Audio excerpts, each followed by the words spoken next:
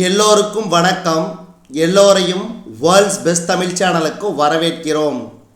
இந்த காணொளியில் நாம் பார்க்கவிருப்பது பொதுத்தமிழ் 7ஆம் வகுப்பு இயல் 8க்கான காணொளி. இந்த காணொளி முழுக்க TNPSC group exams, TNUSRB exams, MHC exams, Tamil தகுதி தேர்வு. இதில் வையம் தகலியா வார்கடலே நெய்யாக வெய்யோன் கதிரோன் விளக்காக செய்ய என தொடங்கும் பாடலின் ஆசிரியர் பொய்கை ஆழ்வார். அடுத்தது சுடர் ஆழியான் அடிக்கே சூட்டினேன் சொல்மாலை இடர் ஆழி நீங்குகவே என்று என தொடங்கும் பாடலின் ஆசிரியர் பொய்கை ஆழ்வார். பொய்கை ஆழ்வார். சுடர் ஆழியான் என்ற சொல்லின் பொருள் ஒளிவிடும் சக்கரத்தை உடைய திருமால் தான் சுடர் ஆழியான். அடுத்து பூமியை அகல்விளக்காகவும் ஒளிக்கின்ற கடலை நெய்யாகவும் வெப்ப கதிர்வீசும் கதிரவனை சுடராகவும் கொண்டவன் திருமால். பொய்கை ஆழ்வார் காஞ்சிபுரத்திற்கு அருகில் பிறந்த ஊர் திருவேகா. 4000 திவ்ய பிரபந்தத்தில் உள்ள முதல் திருவந்தாதியை பாடியவர் பொய்கை ஆழ்வார். ஞானச்சுடர் விளக்கு ஏற்றினேன் நாரணற்கு ஞானத்தமிழ் புரிந்த நான் என்ற பாடலை இயற்றியவர் பூதத்தாழ்வார். 2ஆம் திருவந்தாதி பாடிய ஆழ்வார் பூதத்தாழ்வார். பூதத்தாழ்வார் பிறந்த ஊர் மாமல்லபுரம். மாமல்லபுரம். ஒரு பாடலின் இறுதி எழுத்தோ அசையோ சொல்லோ அடுத்து வரும் பாடலுக்கு முதலாக அமைவது அந்தாதி. அந்தம் என்ற சொல்லின் பொருள் முடிவு. ஆதி என்ற சொல்லின் பொருள் முதல். திருமாலை போற்றி பாடிய ஆழ்வார்கள் எத்தனை பேர்? 12 ஆழ்வார்கள். 4000 திவ்ய பிரபந்தம் பாடியவர்கள் ஆழ்வார்கள். 4000 திவ்ய பிரபந்தத்தை தொகுத்தவர் நாதமுனி. நாதமுனி.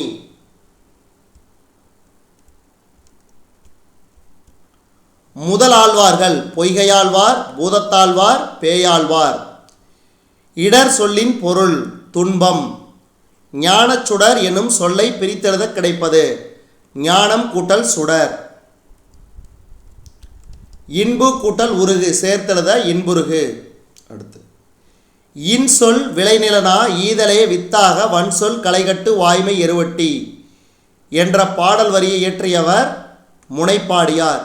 இன்சொல் விளைநிலனா ஈதலே வித்தாக வன்சொல் களைகட்டு வாய்மை எருவட்டி. அடுத்தது அன்பு நீர் பாய்ச்சி அறக்கதிர் ஈனவர் பைங்கூல் சிறுகாலை செய் என்ற பாடல் வரி இடம்பெற்றுள்ள நூல் அறநெறிச்சாரம். அறநெறிச்சாரம். முனைப்பாடியார் எந்த ஊரைச் சேர்ந்தவர்? திருமுனைப்பாடி. முனைப்பாடியார் எந்த சமயத்தை சார்ந்தவர்? சமண சமயம். முனைப்பாடியார் எந்த நூற்றாண்டைச் சேர்ந்தவர்? 13ஆம் நூற்றாண்டைச் சேர்ந்தவர்.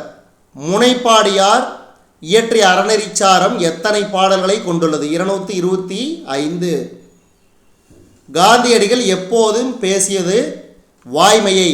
காந்தியடிகள் வாய்மையை எப்போதும் பேசினார்.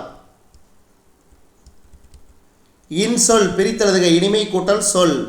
அறம் கூட்டல் கதிர் என்பதனை சேர்த்தெழுத கிடைக்கும் சொல் அறக்கதிர். இளமை எனும் சொல்லின் எதிர்ச்சொல் முதுமை. ஒப்புரவு நெறியை அறிமுகப்படுத்திய நூல் திருக்குறள். வாழ்வு அறநிலைய பாதுகாவல் வாழ்வாக அமைய வேண்டும். இம்முறையை எடுத்து கூறியவர் அப்பரடிகள். வாழ்வு அறநிலைய பாதுகாவல் வாழ்வாக அமைய வேண்டும்.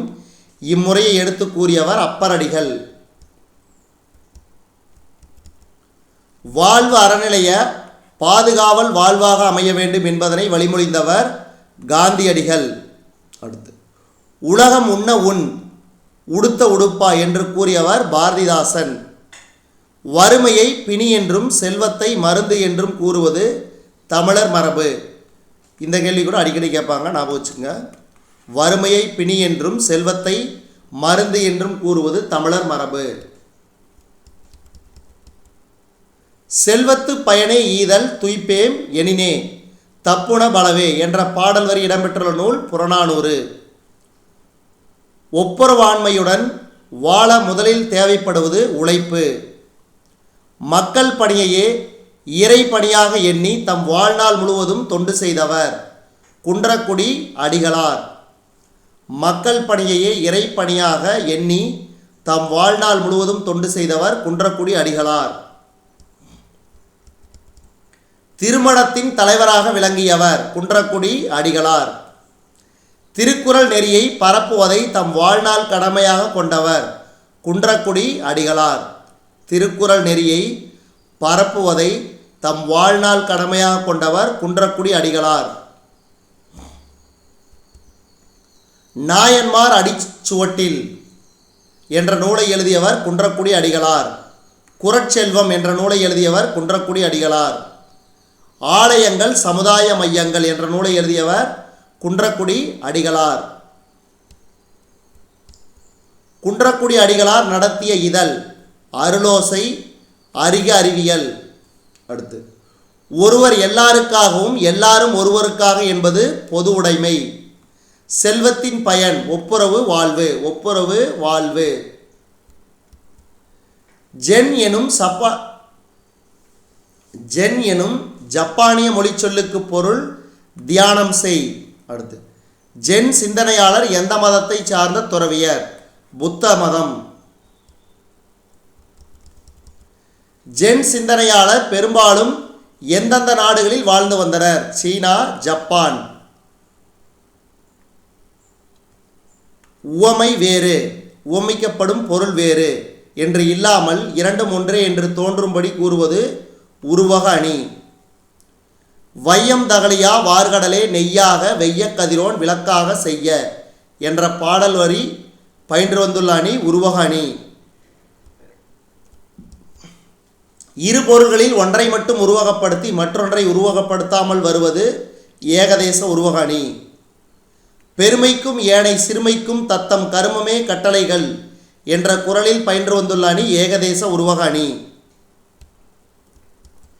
வினையால் வினையாக்கி கோடல் நனைகவுள் யானையால் யானையாதற்று என்ற குறளில் பயின்று வந்துள்ள அணி ஓமை அணி.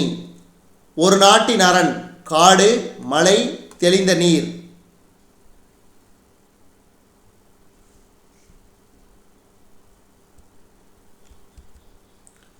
மக்கள் அனைவரும் ஒத்த இயல்புடையவர்கள் பிறப்பால்.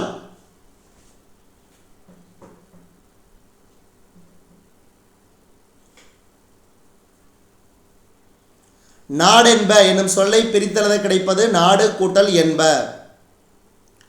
கண் கூட்டல் இல்லது என்பதனை சேர்த்தெழுத கிடைக்கும் சொல் கண் இல்லது. அடுத்து பொறுத்துக, சொல்லும் பொருளும் பாருங்க. அன்புனா தகலி, ஆர்வம்னா நெய், சிந்தைனா இடுதிரி, ஞானம்னா விளக்கு. அடுத்து, வித்துனா விதை, ஈனனா பெற, நிலன்னா நிலம், பைங்குள்னா பசுமையான பயிர், கடுஞ்சொல் வன் சொல். இதெல்லாம் கேட்பாங்க, ஞாபகம் வச்சுக்கோங்க. பாருங்க, இது கூட கேட்பாங்க. வையம்னா உலகம், இடர் ஆழி, துன்பக்கடல், சொல் மாலை பாமாலை, வெய்ய வெப்பக்கதிர் வீசும். அடுத்து, தகலினா அகல் விளக்கு, ஞானம் அறிவு, நாரணன் திருமால், அரம்பையர்கள் தேவமாதர்கள். இலக்கண குறிப்பறிதல். தேன்தமிழ்னா உவமை, வெள்ளை இன்பம் உவமை, மலர்முகம் உவமை. தமிழ் தேன் உருவகம், இன்ப வெள்ளம் உருவகம், முகமலர் உருவகம். அடுத்து கலை சொற்கள். அயலவர்னா நெய்பர், வறுமை பாவர்ட்டி, ஒப்புரவு நெறி ரெசிப்ரோசிட்டி, நட்பண்பு கர்டசி.